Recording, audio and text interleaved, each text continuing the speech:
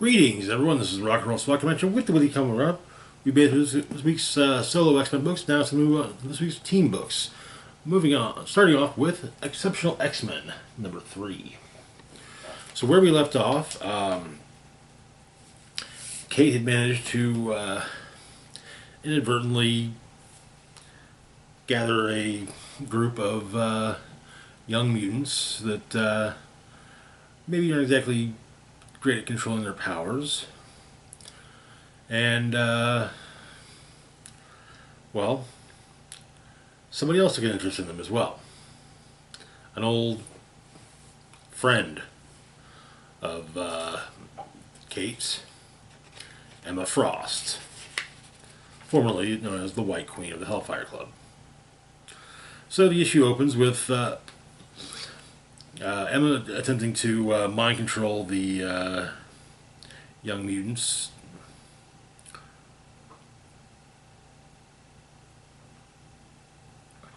In an effort to become their teacher. And Kate called her on this, and actually it doesn't seem Anna was really opposed to Kate having some say in these the tutelage of these young mutants. And it turns out that the blackouts that Kate's been experiencing have been caused by Emma peeking into Kate's mind. But this leads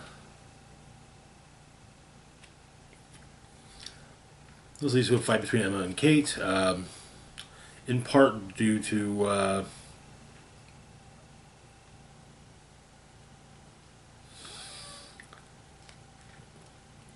Kate wishing that Emma would leave the mutants alone, but it also leads some damage to the place that Kate and her roommate are renting, and mind control wearing off on the young mutants, and so Emma, Kate, and the young mutants talk. Emma explains that kids need mentoring and structure.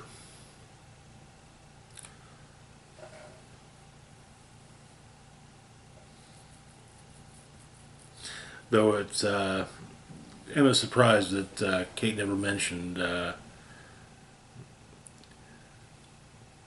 Emma.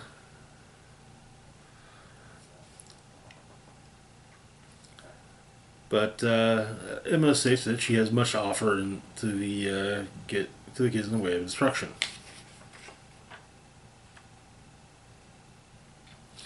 And it turns out that Kate's roommate has a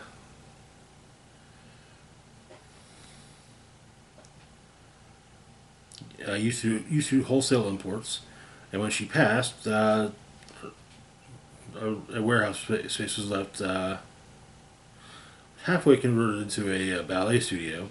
Lots of room for training, lots of mirrors, and maybe if she donates it to Kate, it could be written off on her taxes.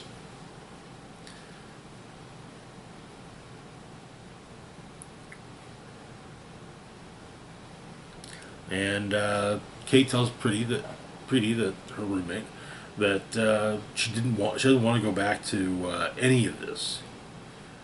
But Pretty states that there will always be young people like the three kids who need help desperately, and they're turning to someone for guidance. It should be Kate. So a few days later, they meet at the warehouse space.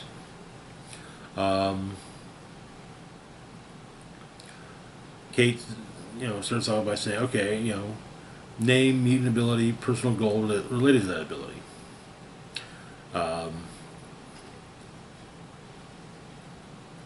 Also, I have a fun fact about themselves. So, we, Trista starts off. She can crochet. Her favorite anime is Sailor Moon. She turns in the middle and gets super strong, and she sees whiplash things. And her goal is to not hurt people. Alex,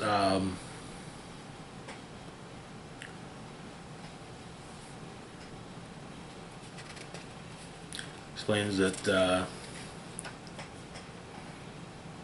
he's Alejandro, goes by Alex. Um,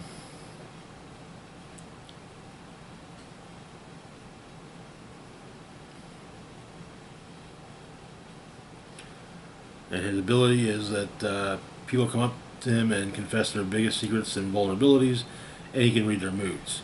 His goal is for that to not happen, ideally at all.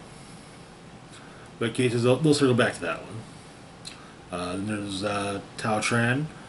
She can turn invisible and intangible. And her goal is to. She sucks at phasing. Her goal is to not suck at phasing, which Kate is a great start.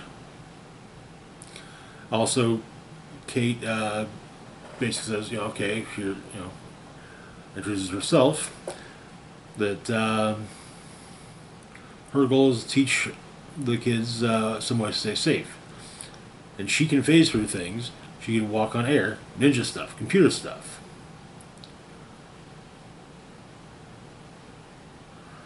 And, well, of course, and she also has that her start was not exactly like that. With a flashback to the all different X-Men days. Little bits of Kate Sprite as well, but her start was a little more hands-on, but they'll get there. And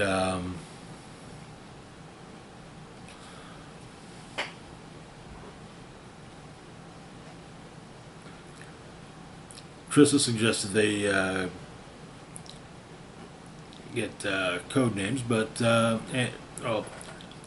Thomas just asked about code names. Trista made sketches of all of them in X costumes with code names, which Alex says are perfect.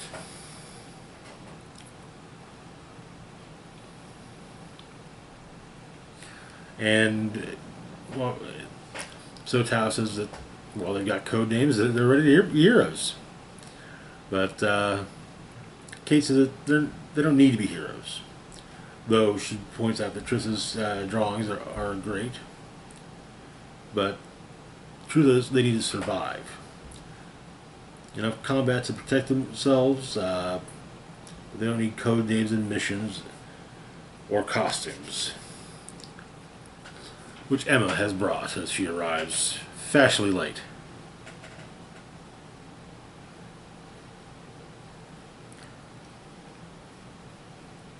But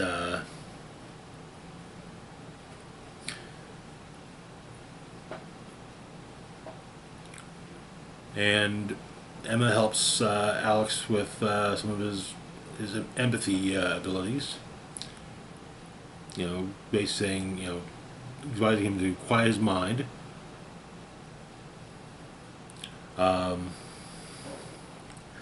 He says that Tao knocks something over, which she does, and Emma says, he read the future. He saw the future, but as he puts it, not exactly. He felt that Tao was getting flustered, and where those feelings could lead, like a chessboard if he moves ahead. And it seems like that's something that Emma intends to cultivate with Alex.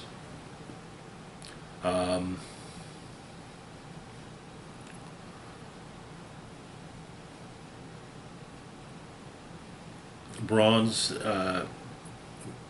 Trista states that when she goes metal, the version of her that the world sees doesn't feel like her. And so Kate asks who she sees, who Trista sees as her. And Trista says that she wants to be tender, soft, easy on the world, and she wants the world to be easy on me, on her. That's something that one can control, but Kate suggests that Tristan relax and unhunch her shoulders, deep breaths through her nose, and it's an excellent. And she takes her bronze form, which Kate says is an excellent start.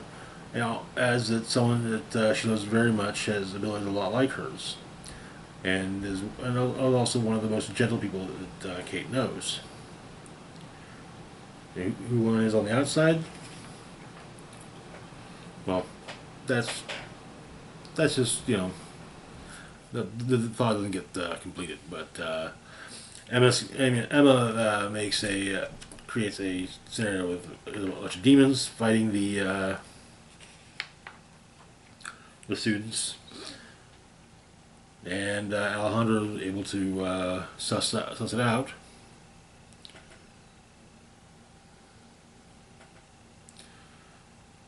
Which does not exactly make Kate happy. And she sends everyone home just as Iceman shows up. And that is where the issue ends. Well, with the three students wondering what Iceman's code name is. Making jokes about it. But anyways, good. Solid issue of Exceptional. It's turning into a decent book so far. Moving on though to our last book for the moment, we've got Sentinels #2. Where we left off, a ragtag team of cybernetically enhanced soldiers who have all been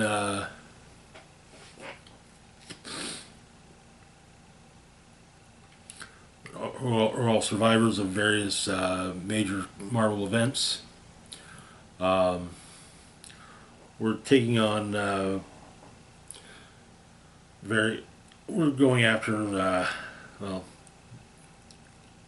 the potentially speaking the big bads of the of mutants. The issue opens though during the Onslaught event with Drumfire, Patricia, being rescued by the Vision, as the team is on its way to its next target. They're going after Sebastian Shaw with the orders of do not engage in a frontal assault.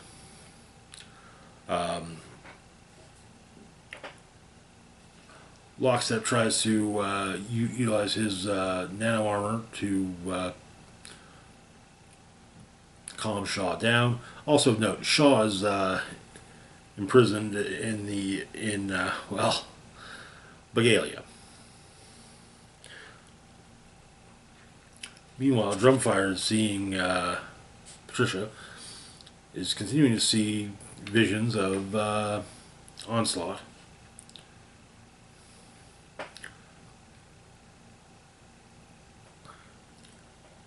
And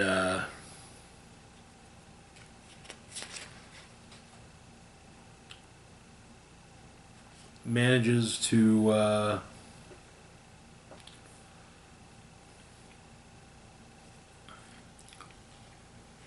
take down Shaw with the actual assault, basically draining heat from his body.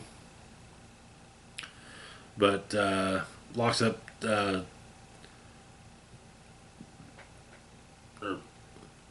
Actually, no, Voivod doesn't drain the heat. Drumfire drains the heat from Shaw, but is told to stop because they need a prisoner, not a popsicle. Later in Westchester, New York, once the team is returned. Oh wait, that was Sawtooth, not Voivod. Voivod is the one we're actually following right now. Voivod is, I think it's Voivod, is trying to reconnect with his son. Apparently, his ex-wife has borrowed money from people you don't borrow money for. You shouldn't borrow money from to basically keep her father's house. And at Graham Prison, um,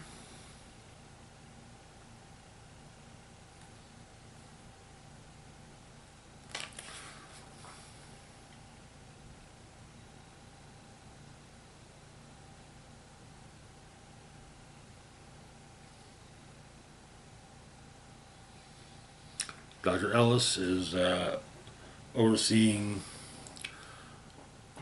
potential starts on the prison's own Sentinel program using animals. And at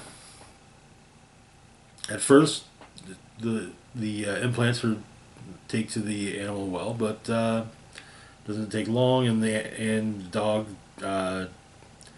basically attack its own implants and dies. And Dr. Ellis orders another dog found. That is where the issue ends. Can't be surprised that people running Grand Walker Prison are engaging in animal cruelty, but I guess the cruelty is the point for them. But anyways, that's to do it for now. As always, feel free to like, share, and subscribe. Links to my Facebook, Twitter, Blue Sky, Instagram, Mastodon, Patreon, and PayPal can be found in the description box down below. Big shout out to Patreon, Red Band's Opinions. Thank you so much for your support. It is greatly appreciated.